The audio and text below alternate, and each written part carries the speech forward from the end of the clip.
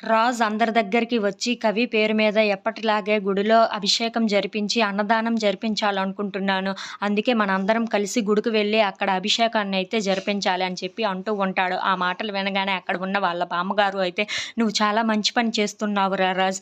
ఎప్పుడూ లాగానే ఇప్పుడు కూడా ఇలాగే చేయాలి. వాడు లేకపోయినా సరే వాడు మన ఇంటివాడు కాబట్టి మనం ఎలాగైనా ఈ పనిని చెయ్యాలి" అని చెప్పేసి అయితే అంటూ ఉంటుంది. ఆ మాటలు వినగానే అక్కడ ఉన్న అపర్ణ అయితే, "నా ఆరోగ్యం ఏమీ బాగుండటం లేదు. అందుకే నేను ఎక్కడికి రావాలనుకోవటం లేదు. ఇంట్లోనే ఉంటాను" అని చెప్పేసి అయితే అంటూ ఉంటుంది.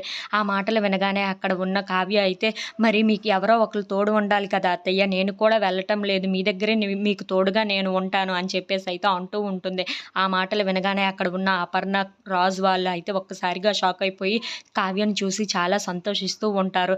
ఇంతలో రాహుల్ రుద్రాణి దగ్గరికి వెళ్ళి, "అమ్మ, ఎవ్వరూ లేని టైంలో ఈ ఇంట్లో ఎవ్వరూ ఉండరు కదా! ఓన్లీ అక్కడ ఉన్న అపర్ణ, కావ్య మాత్రమే ఈ ఇంట్లో ఉంటారు. అంటే మనం ఏదో ఒకటి చేయడానికి ఇదే మంచి టైం" అని చెప్పేసి అయితే అంటూ ఉంటాడు. ఆ మాటలు వినగానే అక్కడ ఉన్న రుద్రాణి అయితే, "నాకేమీ అర్థం కావటం లేదురా, నువ్వేం మాట్లాడుతున్నావా" అని చెప్పేసి అయితే అంటూ ఉంటుంది. ఆ మాటలు వినగానే అక్కడ ఉన్న రాహుల్ అయితే, "మనం పెద్దమ్మని ఏదైనా చేస్తే అది మొత్తం కావ్య మీదకే కదా వెళ్తుంది" అని చెప్పేసి అయితే అంటూ ఉంటాడు. ఆ మాటలు వినగానే అక్కడ ఉన్న రుద్రాణి అయితే ఒక్కసారిగా షాక్ అయిపోయి, "ఏం చేస్తాంరా మనం" అని చెప్పేసి అయితే అంటూ ఉంటుంది. ఆ మాటలు వినగానే అక్కడ ఉన్న రాహుల్ అయితే, "మనం అపర్ణ దేవిని చంపేస్తే" అని చెప్పేసి అయితే అంటూ ఉంటాడు. ఆ మాట వినగానే అక్కడ ఉన్న రుద్రాణి అయితే ఒక్కసారిగా షాక్ అయిపోతూ ఉంటుంది. ఇంతలో అక్కడ ఉన్న రుద్రాణి అయితే, "ఏమంటున్నావురా నువ్వు" అని చెప్పేసి అయితే అంటూ ఉంటుంది. If you like this video, please like, share and subscribe friends.